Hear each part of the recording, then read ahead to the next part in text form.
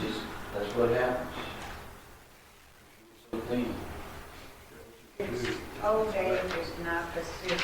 Not at all. Yep. And that accent. Right? You gave away the answer to the first question and the second question. I know. I didn't make up the question. I just took them out of the book, but. Well, then the author.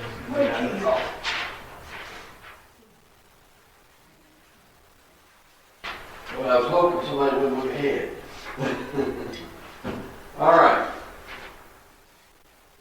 So, what are the two books where we can find the Ten Commandments? I guess I need to turn this on. Exodus and Deuteronomy. Exodus and Deuteronomy. All right. And that makes sense because we know we're studying Exodus and we know that's where we're at today, is in the Ten Commandments. And then the reason Deuteronomy is Moses regiving the whole idea of the law to that new generation that's going to go into the promised land. So he would need to give it to them again. So we're in Exodus chapter 20.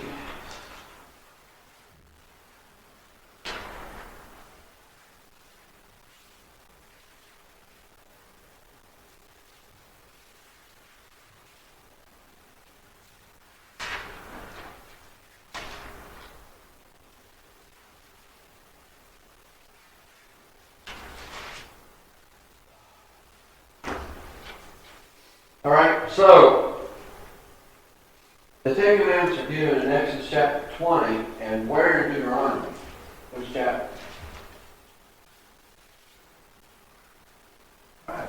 Chapter 5, yeah. All right, and so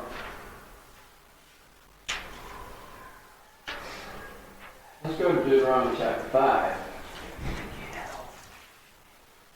And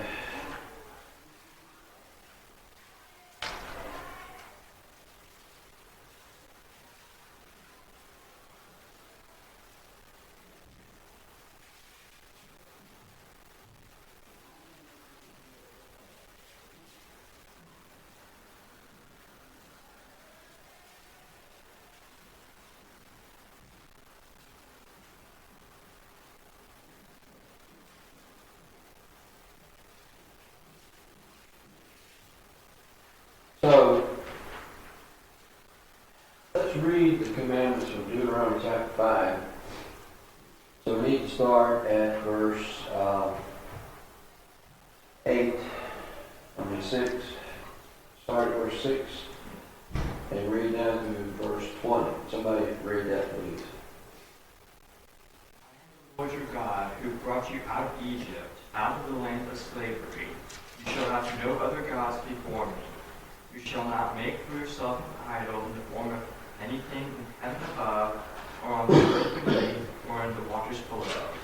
You shall not bow down to them or worship them. For I, the Lord your God, am a just God, punishing the children for the sin of the fathers to the third and fourth generation of those who hate me, but showing love to 1,000 generations of those who love me and keep my commandments. You shall not misuse the name of the Lord your God, for the Lord will not hold anyone guiltless who misuses his name. Observe the Sabbath day by keeping it holy, as the Lord your God has commanded you. 6 days you shall labor and do all your work. But the seventh day is a Sabbath to the Lord your God.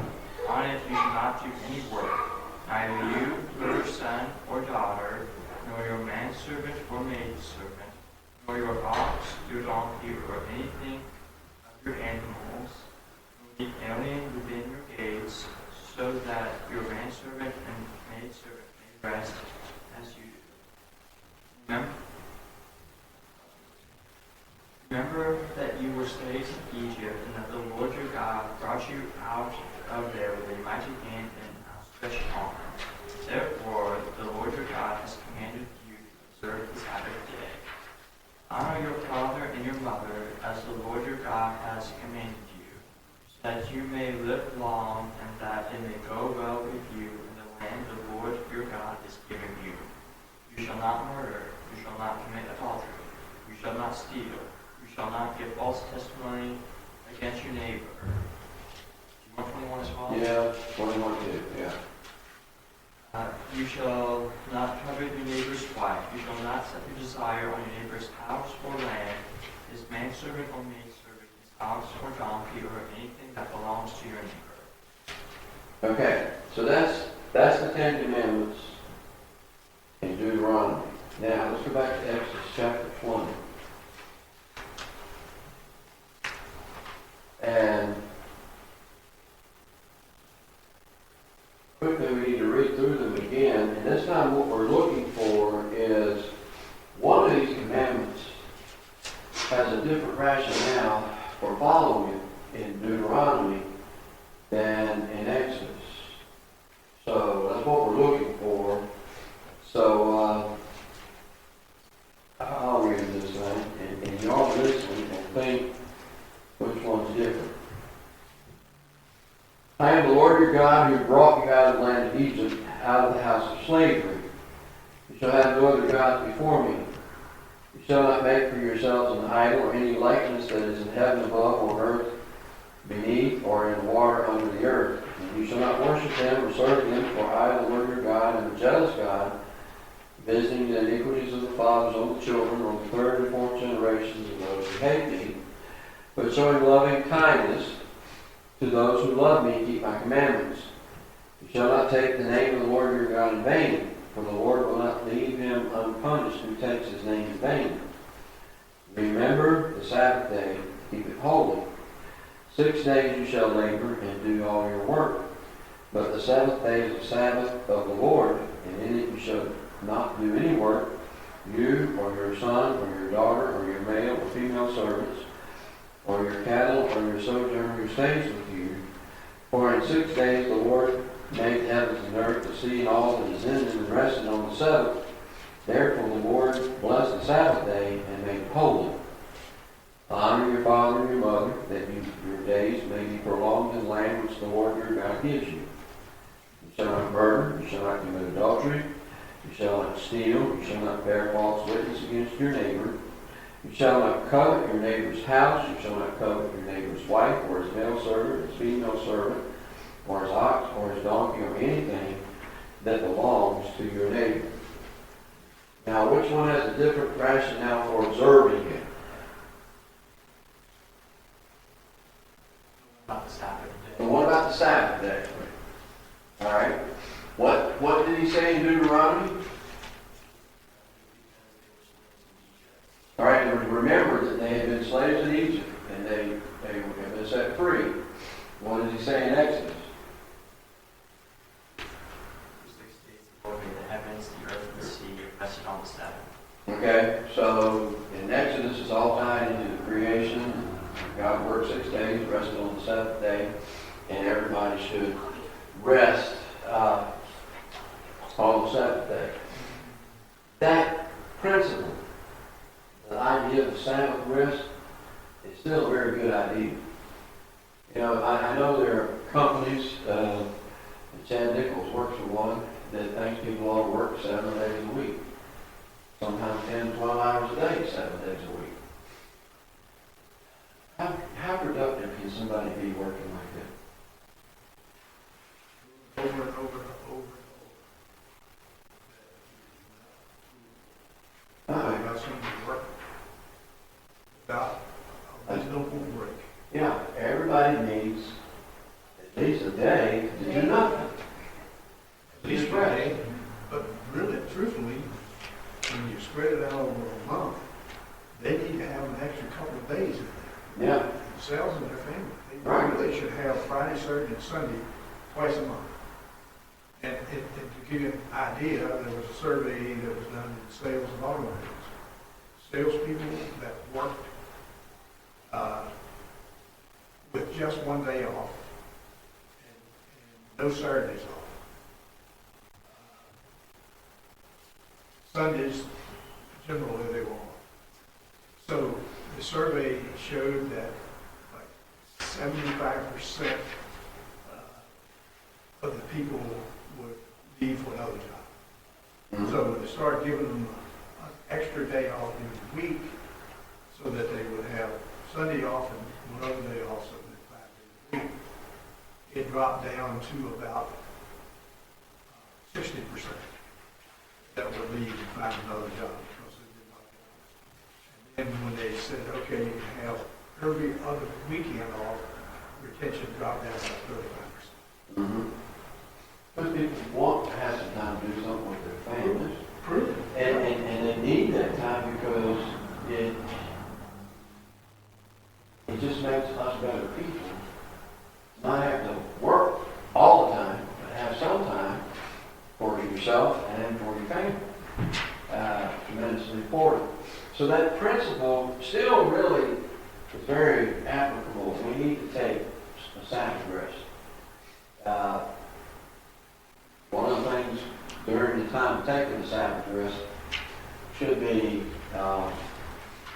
spending more time with God and His Word. That would be very involved in taking a Sabbath rest. Now, does that mean we observe the Sabbath day? No. The Sabbath rest, the idea is just take a day. It don't matter what day. Take a day and rest. Shirley? I'm not going to say you need a day to rest. Yep, everybody needs that time to rest. So, which one of the Ten Commandments is not repeated in the New Testament?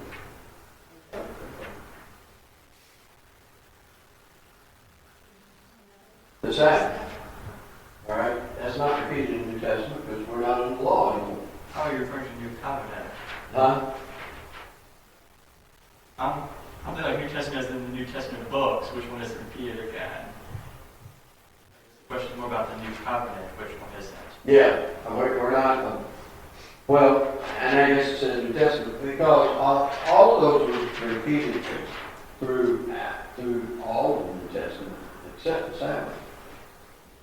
And the Sabbath is mentioned, of course, in the Gospels, but that's because we're still under Jewish law, because nowhere says we have to observe that, because, and I guess you're right, the New Covenant started at Pentecost, and we'll start after that. We still see the Jews observing the Sabbath, the Jewish Christians observing the Sabbath, but nowhere we're told to observe the Sabbath. In all of the New Testament. Okay. So, we've read it from both places. So, rather than looking at it, reading it all again, looking at verses 1 through 11, we'll deal with the first 4 of the commandments. And the first 4 commandments deal with our relationship to who? Alright, the first 4 deal with our relationship to God. Yeah, Jesus said you can sum up the commandments by loving God and loving your neighbor. And if you look at it, that's basically what it does. The first 4 deal with our relationship to God. The last 6 deal with our relationship to mankind.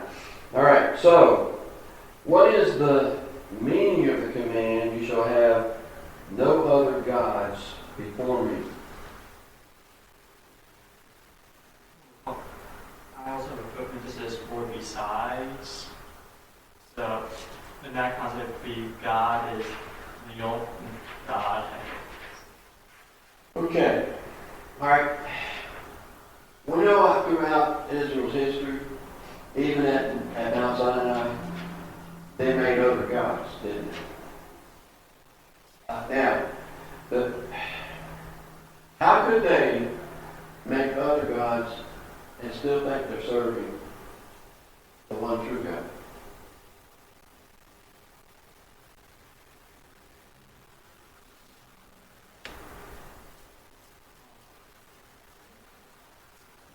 I think you can do it. Sometimes you, like in today's world, people put money before God. Okay? And sometimes you don't realize you're doing that until you study God's Word. Okay. You know. How to explain what I'm trying to Well, say. I know where you're going, because we are guilty of the thing, you know. There are certain things that become more important than God for a moment, all right? But the whole time, you still think we're serving the one true God. That's sort of where the Israelites were. They took this commandment to mean that it didn't mean that they couldn't serve other gods. That they just couldn't put those other gods ahead of the one true God. Same thing in India is happening. All right? The Hindus in India worship 33 million different gods. I don't know how you have that many, because I don't know how to keep up with that many. But Isaiah said, the whole time we were there, he said, we don't baptize people immediately, because we got to make sure they understand there's one God and not 33 million in one. So, you know, that's what they're dealing with in India is, you know, there's so many gods, or you just add one more, it don't matter. You know, we can worship all of them at the same time, and that's not the case with Yahweh, because He is one. And there are to be no others that we are to follow. So, how was the God of Israel different from the idols of men? All right, our God is alive. Actual power. Well, you know, strange enough, idols did too. Read carefully in the Old Testament. Idols had powers. What gave the idols powers? Demons. And it tells you, I can't remember the verses right offhand, but it tells you that the demons are the powers. If you read carefully, we're talking about idol worship a lot, that the demons are the powers behind that idol. But when Moses was there with Pharaoh and presenting his snake, Okay, yeah. in other words, the staff turned into a snake, and the devil also made. Yeah. You could make the staff work by sleight of hand. I don't know how, but you might. But turning water to blood by sleight of hand, you're not going to do that. Exactly. Proven power. Yeah. Yeah. So, there's a difference in the power. Because God is all powerful and can do anything. God is a living being, not a dead stone. Oh, that disturbed me in watching the people go and worship a big black rock.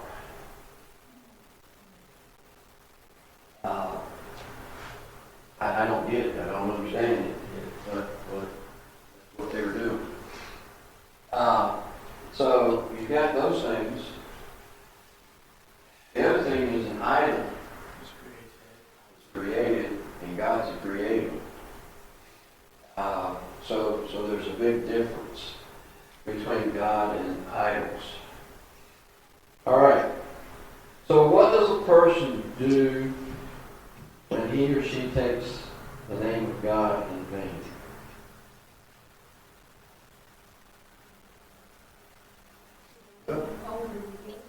Do what? The Lord will hold him guilty. All right, and certainly, yeah, he'll hold us guilty for taking his name in vain. What else? Will not leave him unpunished. All right, this idea of using God's name in vain, and a lot of times we take it to mean no swearing, whatever. That's not exactly what it's saying. That's denying God. taking his name in vain would be using his name in connection with an oath. Jesus talks about that in the New Testament. What's that word mean, right? Explain that again. Do I? What's that word you said? Would be using God's name in connection with an oath. I know one little lady, and I know she, when you thinking about what she was saying, but she would always say, with God as my witness. All right, that's taking God's name in vain. Because she's making an oath. Whether she realizes it or not, she's making an oath. And Jesus said about that, let your yes be yes and your no be no. We don't have to swear by God's name, because we're putting God in a situation that God didn't put himself in, and that's not right. So the Jews were so concerned about committing this sin that they took the vowels out of God's name and wouldn't even pronounce it. And that's why when we get to God's name in the Bible, it's Lord in all capital letters, because they're not pronouncing his name. We have to be careful about how we use his name and not use it in a way that he doesn't approve of being used. I just heard during they were swearing in the so-called swearing in the testifying. Thing I swear or affirm that this is true. Yeah. So Anybody. they say yes, but really what they should say, yes, I affirm. Mm-hmm. Well, and they've gone to saying that, of course, all over, because there are a lot of people that say, I don't swear, so I can't swear, but I can affirm and promise that I'm going to tell you the truth. But even that, in a court of law, that's a little bit different than just everyday language. And so we have to stop and think. And I'm like you. If I go to court, I affirm I'm telling the truth. Don't use the word swear, because I'm not going to say that. But you know, just the way people today use God's name so freely, and in ways that doesn't even make sense. I mean, when people use that phrase, God damn it, they use that phrase. All right, what are they saying? Whatever it is, they're asking God to send it to heaven. All right? That's what they're saying. Yeah, I would say that's what I would say. But do they realize what they're saying? If they realize what they're saying, they couldn't say it, could they? I mean, Usually it's probably said mostly when they're talking to a man and talking to someone else. mm-hmm. But Not I'm going to tell you what, we were out at the cafe the other night out on 460 at Fleetwood, eating before we came to church. There were 4 or 5 women sitting at this table that had the filthiest mouths. And they were saying stuff like that over and over and over again. And I didn't say that. I probably should have said something. Probably No, should you have. have 5 women against you. But I know that's 5 women, and I didn't want to get in the middle of it. But, I mean, because y'all know what I say all the time, anybody's got a curse. They don't have much in education. Because they don't have to use words. There are a lot of words you can use to say things without cursing. That's probably what I would have said to them, and they would have really got mad then. And I probably would have heard more words than I hadn't heard in a long time. But the thing is, people just got to stop and think what they're doing and what they're saying. And don't put God in the middle of all of that stuff. Because God doesn't want to be in the middle of all of that stuff. And so that's what we've got to think about. All right, so what's the principal difference between the way Israel observed the Sabbath and the way Christians observe the first day of the week?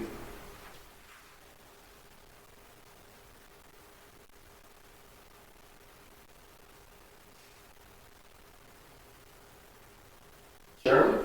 You got to have a person every day. All right, but how was the difference between the Sabbath day in the Old Testament and the Lord's Day in the New Testament? All right, one day we come together. They were supposed to stay home. They were supposed to rest. They were supposed to stay at home. And in fact, in trying to observe the Lord's Supper, the Sabbath day, part of that was they weren't even supposed to walk a mile during that day. All right? Yeah. If you walk it all day long, it doesn't take long to walk a mile all day long. They weren't supposed to do that. They weren't supposed to do that in a day. So what are they supposed to do? They're supposed to be sitting down, resting, or laying down, resting. They weren't supposed to be up walking, period. All right? But on the Lord's Day, we come together. What do we come together for? All right? We come together to break bread, right? Apostles' doctrine. And the Apostles' doctrine, Prayer. prayers, Praise. fellowship. Fellowship. All right? And what does fellowship mean? Reading each other. All right, the word fellowship basically means sharing. All right? So it's sharing our time with each other. It's sharing what we have with each other. Right? And it's sharing in our money, in our giving to the Lord. Sharing is the better word. All right. So, those things are quite different. All right, so then we come to the final six. All right? And why should everyone honor their father and their mother? So that you can live long on this earth. You know, what this breaking apart today is the young people mostly do not honor their father. Well, that's one thing that bothers me about the generations coming up now, is they don't have respect, and they don't honor anybody. Part of that's because of the decline of Christianity, and they're not taught morality, and they're not taught to respect people in authority and whatnot.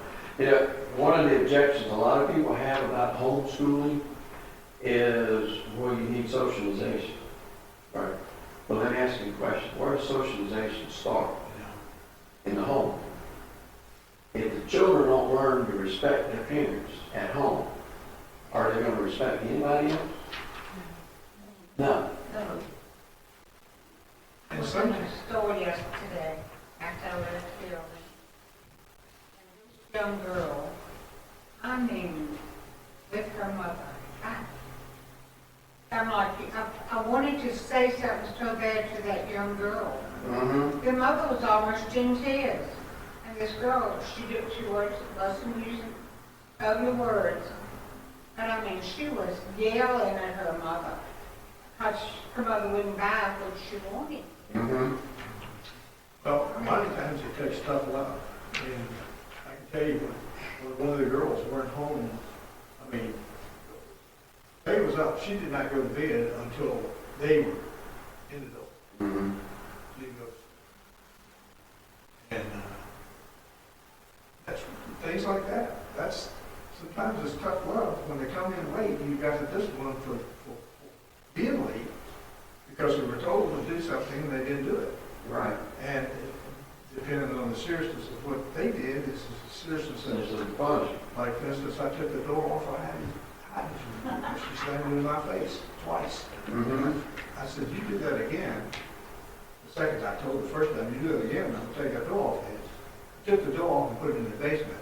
And of course, she's very private, so she had to go in that little bitty closet we have there on Rockwood. To change clothes. Her attitude changed real quick. Yeah. But that's just it. And that's, I get on my own kids, dealing with their kids lots of times about, hey, number one, we have 50 balance. What's worth arguing over and what's not. But number two is everything don't get treated the same. I know, why do you take your cell phone away for every little offense? There needs to be different degrees according to what the offense was, and whatnot. So, but you got to teach them respect, and you have to be careful because if we don't do things according to the offense, then what we're in effect driving them away from us, and we got to be careful about that. We don't want that to happen. So a parent has a lot of responsibility in raising the child, but that child has always got to understand the parent is the authority, and it says that you may live long on the earth. You see, the problem in that old covenant, a lot of kids today wouldn't be alive. Sure. Because in the old covenant, you sassed your mama, you got stoned to death. Now that takes care of a whole lot of problems real quick, We right? have a really low population of young people. Yeah, like all out.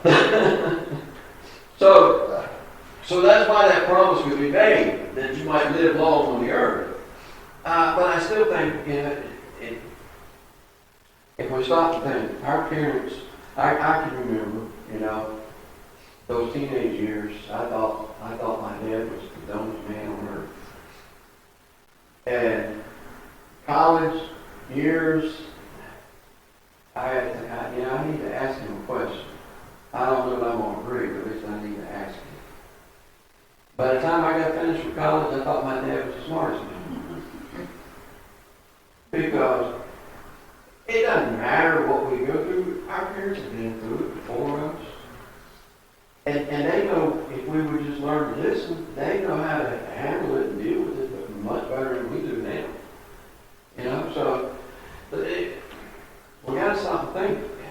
And that's what I try to get across to young people all the time. They say, I don't like to listen to that old man. You got to learn to listen. Because they are older, they are wiser, and that's the whole concept behind elders in the Jewish culture, was they were older, they were wiser, they knew the answers to your problems, and that's why you need to listen. All right? I think, well, you gotta take the arms out when you get old with food. Yeah. I sure did that. Yeah. Okay, take a look at the sixth commandment. What's the sixth commandment? Shall not murder. What are other ways that's been translated? Kill. All right. You shall not kill, or you shall not murder. Now, Was it Greek word? which is the better translation? Kill or murder? Murder. Murder is the best term. Murder is the best translation, and that's why all your modern day translations have that word murder instead of kill. And if we took it, you shall not kill, which is what King James says, then you couldn't go to war. You couldn't defend yourself. There are a whole lot of issues if you take the word kill. The death sentence is by the courts. That couldn't be, right? So there are a whole lot of issues if you're trying to kill. Murder is the idea. We are not to intentionally go out and take someone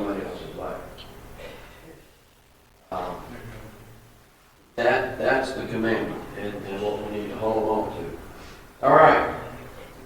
Which of the commandments has to do with the state of mind? Covet. Shout out covet. What does it mean to covet? Desire, Something that doesn't belong to you. Yeah, wanting something that doesn't belong to you. It doesn't matter whether it's the man's house or his wife or Whatever. whatever.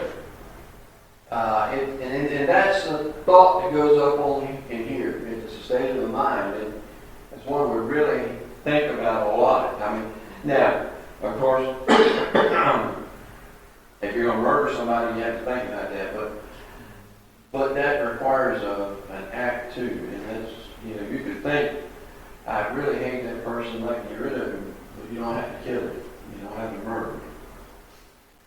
Covet starts just with a thought. And that's what Jesus, what the Lord's getting at, what Jesus gets at in the New Testament. Don't even let that thought come to your head. And so that's important to remember. Now, these discussion questions, in what ways, and that should be due, modern people continue to worship idols? Linda was getting to that earlier. What's the number one idol worship in our country? Money. I was gonna go self. Well, self would be right there. yeah, and material things. Okay, so materialism, money, self, and those are really all tied together. And I think Yeah, that they are. Daniel's right, because you see everybody doing this. And I have never, ever taken a selfie. I can't say that. I have never taken a selfie. Well, I took a picture of my toes that I had painted and sent them to my sister. So that was my selfie. That's yourself. All right, so you're You go in guilty. a restaurant today, Huh? you go in a restaurant today, there's a husband, a wife, or friends, and you look, and they all on their phone. They're not talking to each other. I know, one night we walked in a restaurant, this couple we knew, and they're both of them on the phone. I just walked by and said, so is that how y'all talk to each other now? Well, I see them ignoring children, and that really bothers Uh-huh. me. Yeah, I mean, That's true. the cell phone is You see that a a lot. good invention, but it's like any other good invention, it can be used wrongly. Like my And, kids, they text. I said, look, I want to hear your voice. I need to hear your voice. Well, there are times to text and there are times to call. Exactly. Yeah, if I need just a quick answer from somebody, and I think they might be busy, and if I'm busy, a quick little text, It's great in business. yeah. Yeah. But, I mean, again, that's another thing we gotta learn to use, but there are idols. We tend to think we don't have idols in this country, but we do. Money being one of the chief ones, and one that Jesus talked about a lot, and Jesus plainly said you can't serve God and money. So we have to master the money and serve God. We can't let the money control us, we have to control it. Hey, well, what other items do people have? Celebrities. What? Celebrities, yeah, okay, yeah. Cars. Cars, Cars, oh, yes. oh, yeah, Homes. homes, No question. Everybody has to have a home, but you don't have to have the best. they don't have to be the biggest, they don't You don't have, have to- you need what you need at the moment. It's like the house we own right now, we needed it when we bought it. You know, when we built that house, we needed that house. Now, Carl and I, seriously, we're gonna sell it eventually, I don't know exactly when, but we're gonna move into a much smaller house. We're gonna move into a 2-bedroom house, because that's all we need. We never go home anyway. All we need is a place to lay down and sleep at night. Well, I think when a house becomes an idol is when you begin to tell everybody else about how big it is and, you know. Oh, yeah. And that's when it becomes an idol.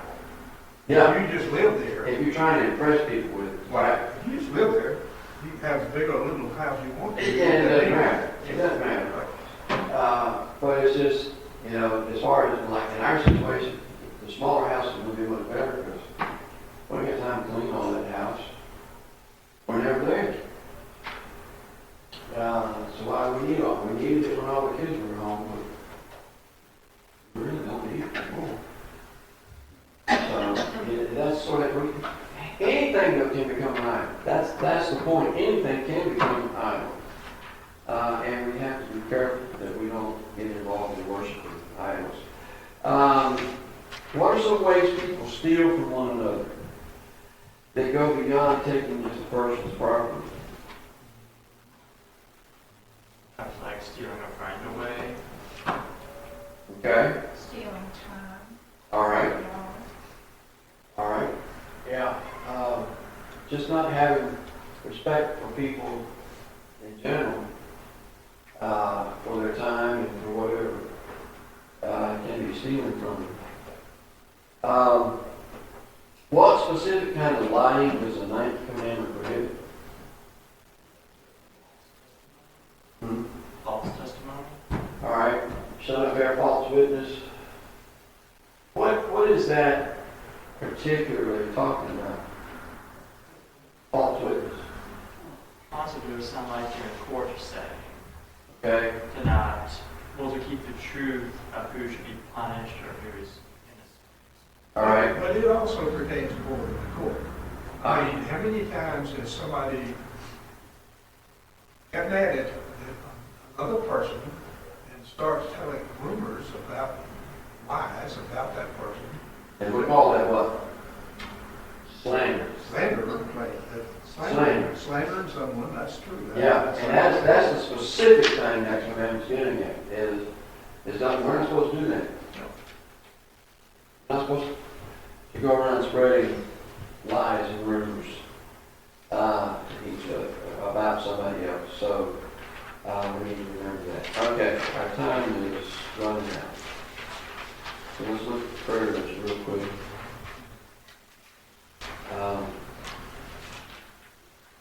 And Billy Martin added Hager Duffy to the prayer list.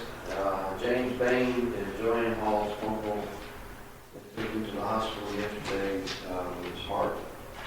Amy Witt has been moved to Virginia Baptist to the long-term care there to give his leg time for healing. Thomas Smith, they think one of the discs between his vertebrae is gone, and then the other is another one pressing right directly on the spinal column that's creating the issues that he's having with his feet and legs. So, there's going to be more testing on the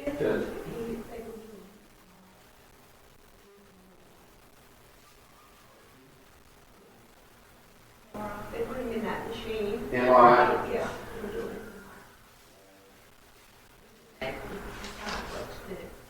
And on the second, he goes for more testing about his heart.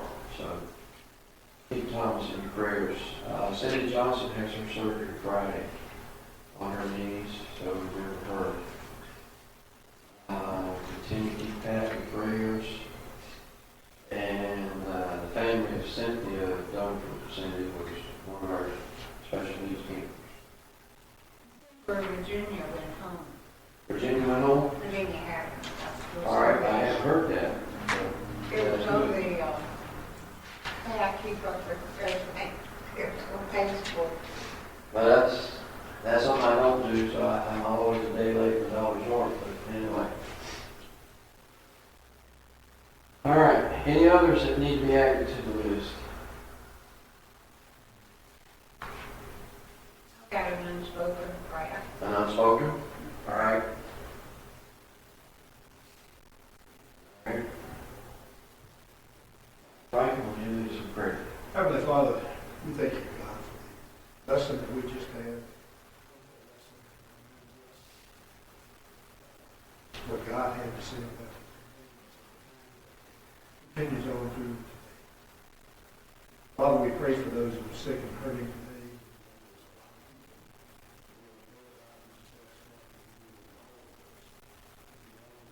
Touch them and heal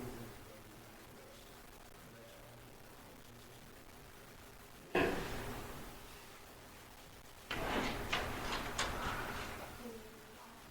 Oh, yeah.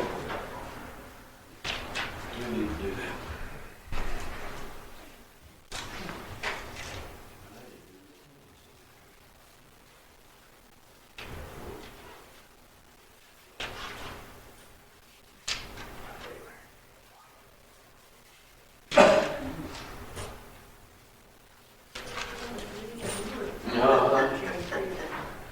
Well, the thing is, still got another week to go to.